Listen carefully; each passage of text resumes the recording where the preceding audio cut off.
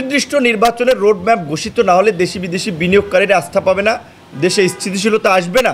সেনাপ্রধান সেটা কিন্তু বলেছে, আপনারা দেখেছেন যে নির্বাচন ডিসেম্বরের মধ্যে করিডোর বন্ধ না দেওয়ার জন্য, যেটা তো আমাদের দাবি ছিল। তো ওনার এই বক্তব্যগুলো তো আমাদের সাথী জনগণের চিন্তারই একটা প্রতিফলন আমরা দেখতে পাচ্ছি। তো সেই জায়গা থেকে আমরা সরকারকে বলবো যে দেশের এই অস্থিরতা কাটিয়ে উঠতে সুনির্দিষ্ট নির্বাচনী রোডম্যাপ ঘোষণা করুন সেপ্টেম্বরের মধ্যে।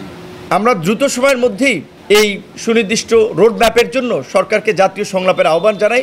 সরকার যদি রোডম্যাপ ঘোষণা না করে তাহলে আমরা আমাদের জায়গা থেকে, যেহেতু আমরা আন্দোলন করেছি, ফ্যাসিবাদ হটিয়েছি, আমরা রাজনৈতিক দলগুলোর সাথে আলাপ আলোচনা করে প্রয়োজনে আমরা রাজপথে নামবো সুনির্দিষ্ট রোডম্যাপের দাবিতে।